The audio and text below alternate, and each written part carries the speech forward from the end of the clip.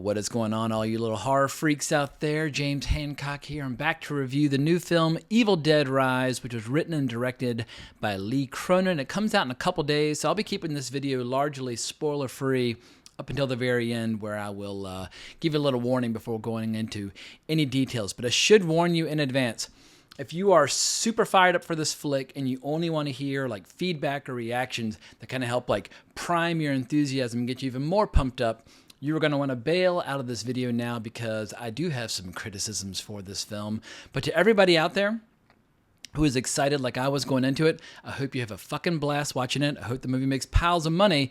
But after all the dust is settled and all the fans have had a chance to kind of digest the movie and think about it, I suspect there'll be a little contingent that is disappointed like I am. And maybe I was a little guilty of allowing myself to get too excited in advance of seeing it, but up until now, I've never seen a version of The Evil Dead or a show or a movie with Evil Dead in the title that I didn't like in one fashion or another. On the big and on the small screen, I've been a fan of the Evil Dead franchise going back to when I was 12 years old, and I saw this little bootleg VHS cassette back in like 1988.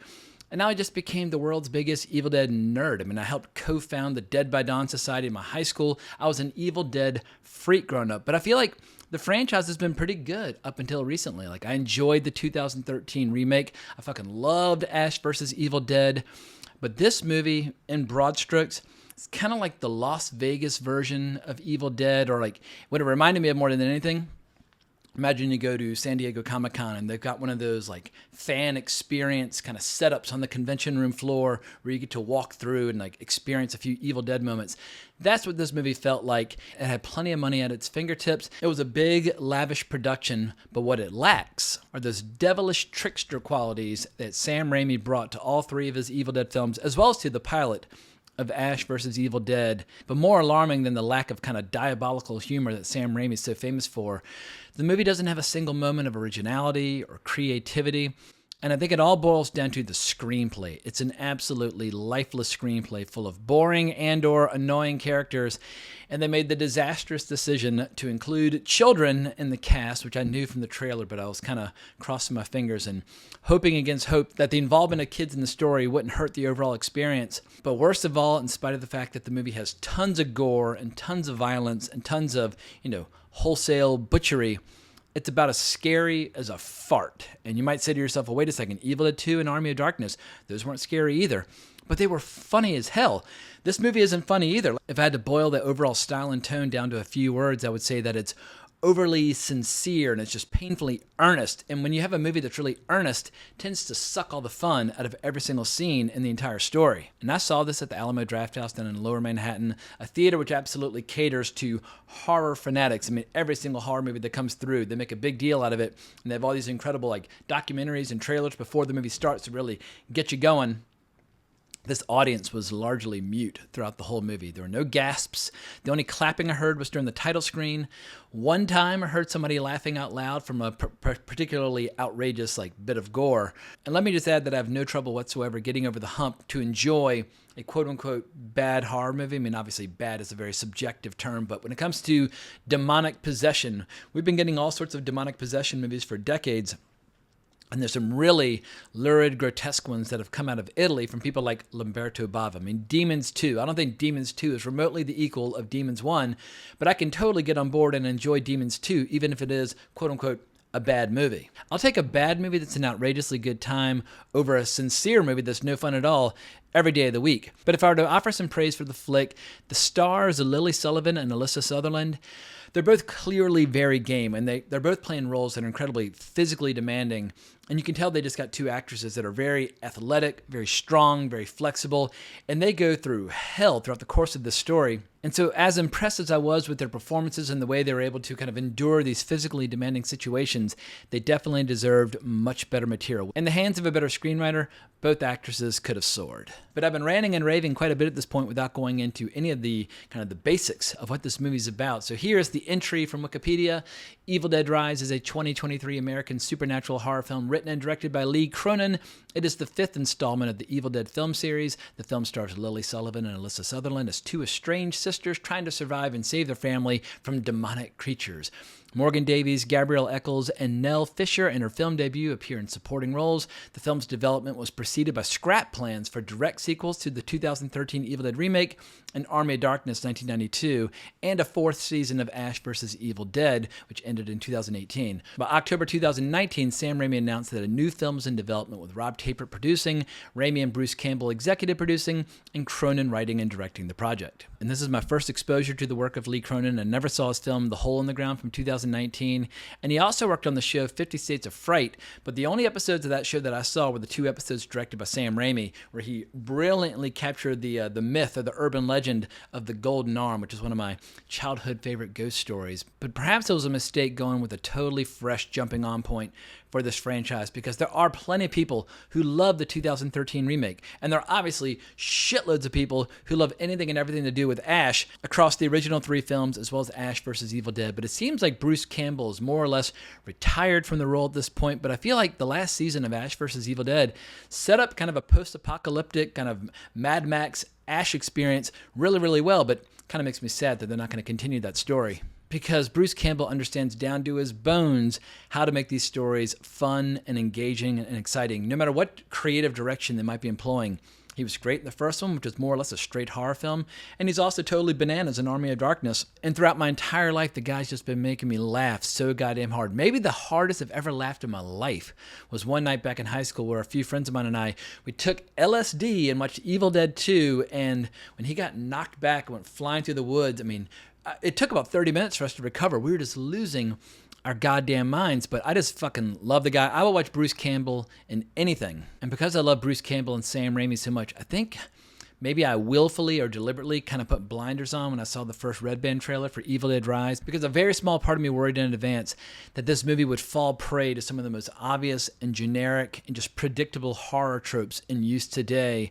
And sadly, more or less, I was right. And maybe I just see too many goddamn horror movies, so it makes it very hard to have like a fresh, spontaneous reaction to some really grisly effects. But the reality is most horror fans watch every horror movie that comes out. So I feel like if you are going to make a horror movie, you have to reckon with the fact that your audience is already well versed with all the great horror classics, as well as with whatever's going on in the genre today. But even if the film were to fall back on kind of predictable cliches and predictable tropes and jump scares and all the crap that's been just overdone to death, that would all be forgivable if you had more interesting characters. And in all the Evil Dead films, you always have characters that you either love and adore and are rooting for, or characters that you completely hate and despise and hope to see in, horrible, disgusting ways. And I guess the only thing that kept me going as I was watching this movie, because I felt like an immediate impulse, like 10 minutes in, I was like, oh my God, this is going to be a disaster.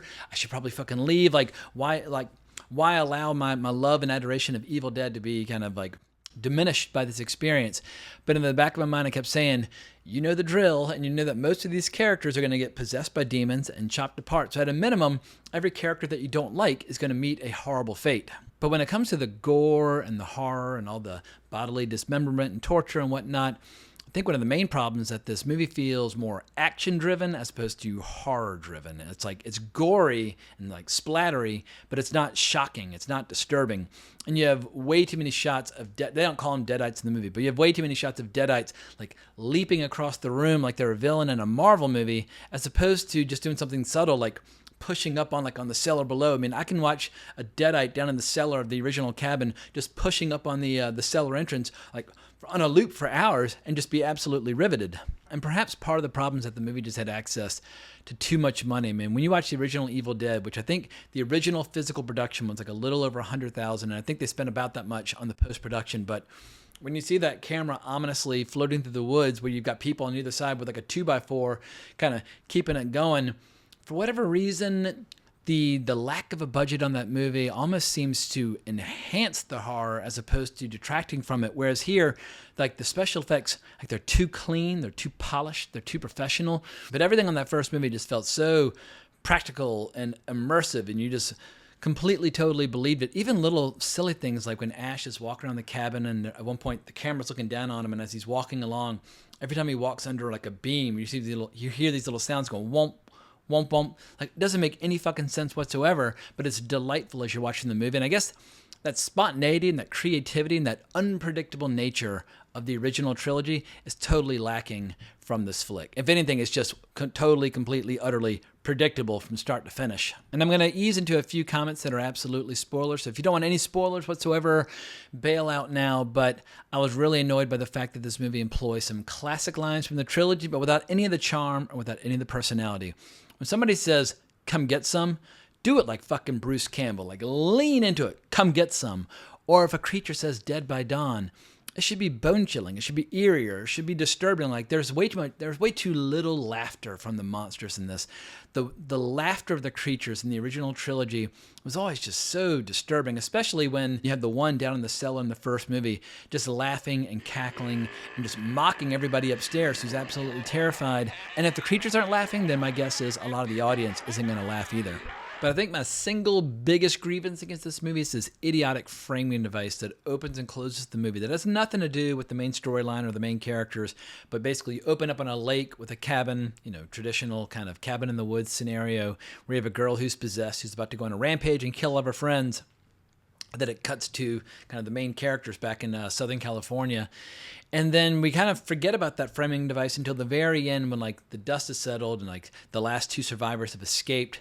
And we see this person getting possessed down in the garage below the building. But if you stop and think about it for even like 3 seconds, you're like, wait a second. So after she got possessed, she got in a car, went and picked up a friend and her boyfriend, and drove hours out to the mountains into a lake, and then decided to start going crazy. Like, there's an internal logic to the Evil Dead franchise, and these demons, when they're unleashed, they sow the seeds of chaos, and they're not exactly renowned for their patience and understanding and that sort of thing. It felt so tacked on, and once again, had nothing to do with the main storyline. So why even include that framing device? And also, it makes it feel a little bit more like a zombie plague virus where you get like infected and then it kicks in later. Like, once you get possessed in Evil Dead, it might happen like that second, or they might wait hours to kind of manifest themselves, but it doesn't incubate the way like something would in The Last of Us or Dawn of the Dead or whatever. In any event, I feel like I'm starting to belabor the obvious or repeat myself, so I'm going to start wrapping this up. I'm sure there are plenty of people out there who are just ride or die, like really looking forward to this, and they do not want to hear any criticisms whatsoever, and they're probably going to say, go fuck yourself, what do you know? And all I'll say is that for many, many decades, I've been enjoying The Evil Dead in all of its various forms. And this is the first time where I felt like the Evil Dead franchise was out of gas with nothing left to say. And if it makes a pile of money, great. I mean, everybody who produced this film, I'm a fan of all of them. I hope they all get a big fat paycheck. But when it comes to a contribution to the horror genre, this movie makes absolutely none. So that's all I've got to say for now. Hope you liked this video on some level. And if you did, please consider subscribing to the channel and hitting that notification bell, and hunt me down on Twitter @GeekinOut if you want to tell me how wrong I was. But I hope everybody has a great time with the movies. Hope everybody enjoys the movie more than I did. But more importantly, as always, onwards and upwards.